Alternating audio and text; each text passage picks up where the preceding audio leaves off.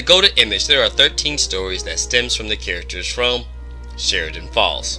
In this video, I'm going to briefly give you a little bit of information on that town to help give a little foundation to what you're reading. First off, Sheridan Falls is a coastal town. Well, kind of a coastal town. It would be within decent driving distance to Washington, D.C., so the story would be in either Maryland or Virginia. Really didn't want to give a specific state, just wanted to kind of give you a rough generalized area, and then you can kind of fill in the gaps from there. Now, of course, there is the big falls that's there in the city as an attraction and where it gets part of its name. Sheridan Falls gets the other half of his name from one of the founders, Brent Sheridan. Another person was just as essential, Hubert Templeton, but he's nowhere near as popular. And if you look at the last name, yes, there is a connection to one of the main characters in a short story within this book. Now, between Brent and Hubert, there was some strife and a little bit of issues that happened between the two men. However, when it comes to schools, the city has just a few, not too many, but not too bad. It's a decent sized city. And the university is called Sheridan State University, and they are the Sea Eagles.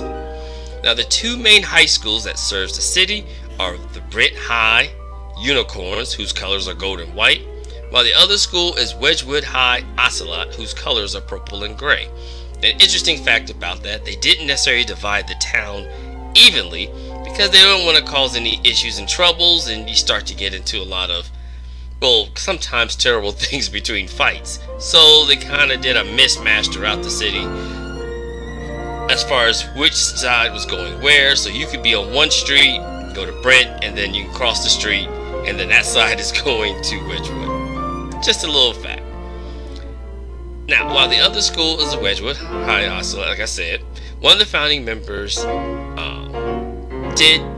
didn't get completely overlooked, as his name was attached to one of the middle schools. And of course, we're talking about Hubert. Now, the book is not told in chronological order. You can tell what's going on by various events within the story, but there's a little something to help with the actual timeline. So I'm going to give that to you here. Now, outside the Go to Image, which happens years after the first 12, the rest of the stories all happen within a school year, or at least are being told within a school year. To kind of let you know what I'm talking about there. So, if you look at the summer right before the school year, the stories that take place then is And Then Came a Stranger and The Voice Within. Then taking place during the autumn part of the school year is Prime Position versus Obsidian and In My Hands. Wintertime has the power of one and intuition.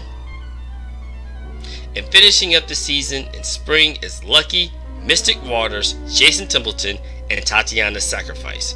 Now, one special note is that In My Hands and Mystic Waters are stories where the main character is retelling it during the school season, but what's actually happening in the story actually take place at a different time, more so in the past. That's a little bit more clear, but I kind of want to let you know there. Now, to some, this is helpful if you've already read the book. But to others, probably it's a bit confusing. So, if you want more clarity, then get the book. It's really exciting, goes through the adventures of the characters from Sheridan Falls. You can see the connection between them all. Well, thank you so much for your support. Hope you have a great day, and a link to the book's main site is available in the description below. Thanks, and have a great one.